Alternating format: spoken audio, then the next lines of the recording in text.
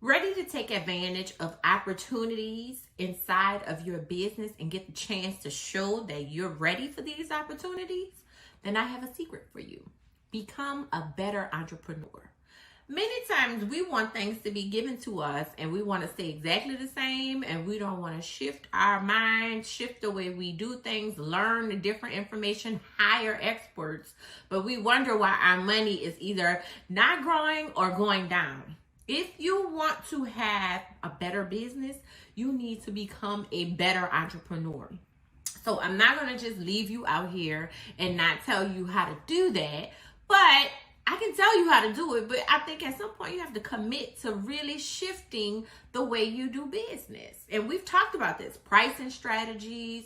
We've talked about hiring. We've talked about having a schedule. You literally have to be the boss inside of your business and answer to that boss. Like, I treat me like I'm clocking in and out.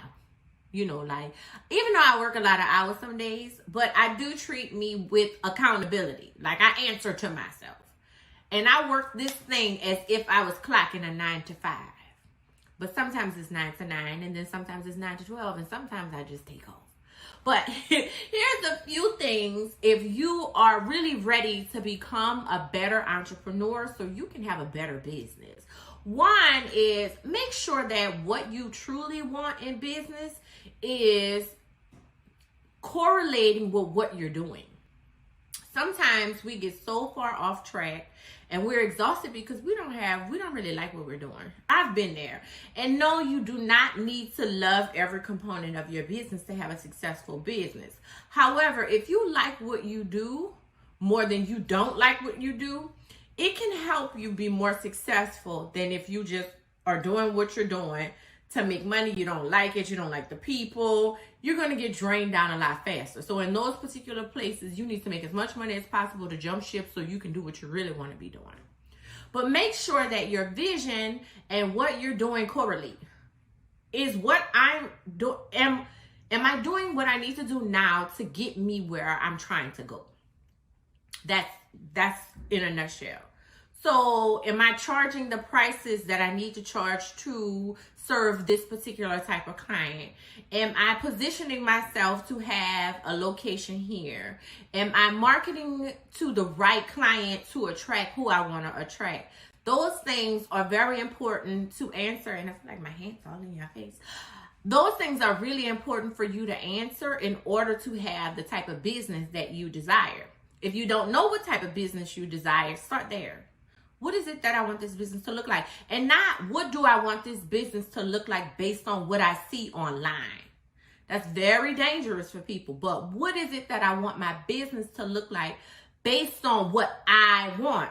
And once again, if you don't know what that looks like or you don't know what you want, start there. The second thing is, many of you are operating very inefficiently. And you know if that's you. That could look like you're working a lot, but you're doing a lot of free and discounted stuff. I don't do discounts anymore. The only discounts, now I'm lying. I do discounts, early bird discounts for the retreats and conferences that we do. I give the people who are repeat attendees discounts for attending. And it works miracles, meaning that if the ticket is, we're just going to do $20, they're never $20. But I'm doing this because this is an easy number. But let's say I charge $20 and you have come to all of my events. You're going to know before I even make it public, and you might get $5 off. And the bigger the cost. So if the ticket is $7,000 to accompany me to Bali and to be in the business retreat and in luxury, you might get $500 to $1,000 off if you book before a certain time. And that time window is usually before I introduce it to the public. So that way, when I introduce it to the public, I really know how many seats I have. And sometimes I don't have but one.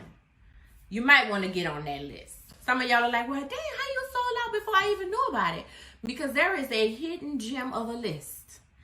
I'm about to get emotional because I didn't have that a few years ago. I have a hidden gem of a list that I introduced all of my things to first to see, one, how they would do in the market, and two, to sell them out before they hit the market.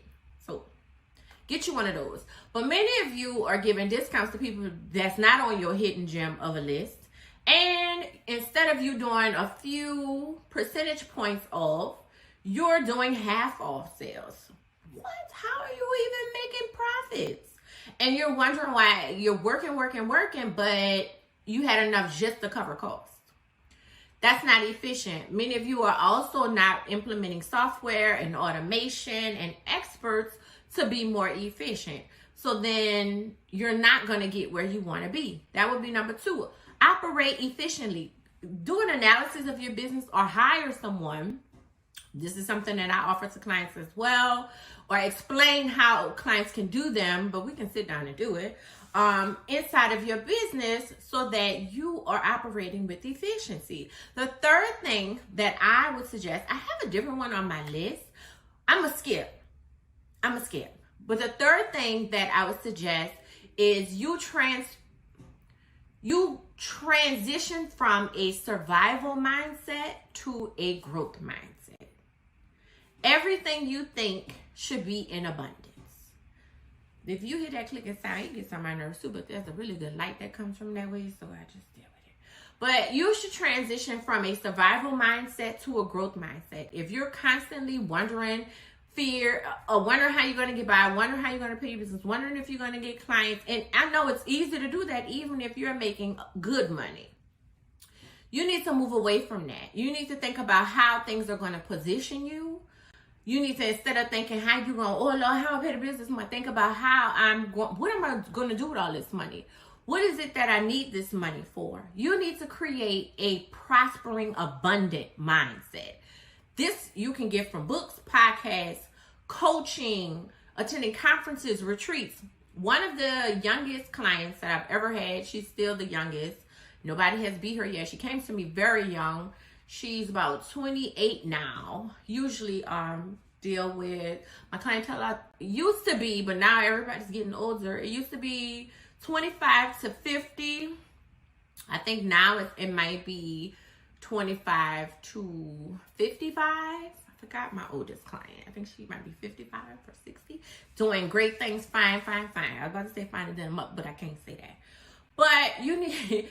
So with her, many of the retreats and conferences she goes on with my other clients who are multi-million-dollar earners. She's a multi-six-figure earner, though. Came to me very different pocket.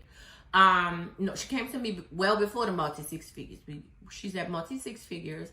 Many of my other clients are multi-seven figures and multi-six figures. And I tell her one of the main reasons she needs to go to as many conferences and retreats as she can is so that she can be around women that she probably couldn't be around because of her age group or because of what she's used to moving in. You need to get around people who get into the money effortlessly, married, like have the lifestyle that you envision. Some of you are just surviving. Some of you hanging with the same people who have the same problems. I was in Walmart Saturday. I went to Walmart after attending an event. And the lady in front of me was on the phone with what I assume was a friend or a family member. And they were talking about how hard the economy is. There's no truth or lie to that. I will not participate in describing that. The only thing I think about is like, damn, last time I spent $100 and something at Whole Foods, and then this week I spent $2. So I noticed certain things. I noticed, but never do I complain because I'm still going to eat. I have a whole podcast talk about get the gas, eat the cookie. Do what you got to do. Don't participate in all that other stuff. But they were talking about how hard the economy is. One lady was saying she wish she could go back to being a child and living at home. She don't want to adult anymore. The other lady was saying, I don't even know if I could go, girl, because I got to pay my rent or my mortgage. It sounded like she had a mortgage, and I don't be having enough money for nothing now. Like, so it was my point. They might have been the best of friends, but they are feeding off of each other's survival mindset. And if I'm telling you, if I call you, I have some friends that might not call me with this, but if I call you and I'm down and out, and then you give me your down and out, and then now we down and out, we gonna stay down and out, especially if we talk to each other all the time. However, if I call you and I'm down and out, and you say, girl, get up. Look at this beautiful life. God has something for you. You're at the beginning. This is a message, like just inspiring, talking about all the wonderful things happening in your life. Talk about, we don't do that. We do not do that. Then chances are we're going to elevate together. I had a friend when the gas prices was just hitting, and she called me. She said, girl, it cost me $107 to fill up my truck. I said, what's your point? Did you have the money? Are you going to need gas next time? Are you going to use the money that you have to put? I said, do not think about or complain about gas prices. Put the gas in your car.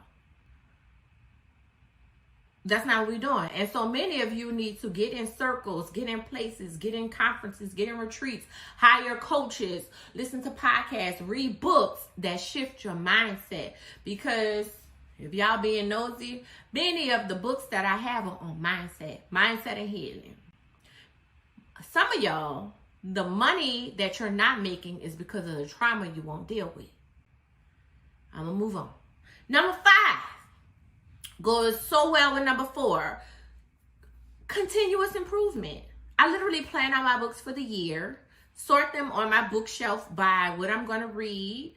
Some books I usually don't give away. I know I lost a bunch of books before, and some books I give to people. Some books I buy in duplicates. However, many books are sorted. I'm going to read, it's supposed to be one a month. Some books are, I'm reading this dense book. I feel like I've been reading this book for, I think, 2 months.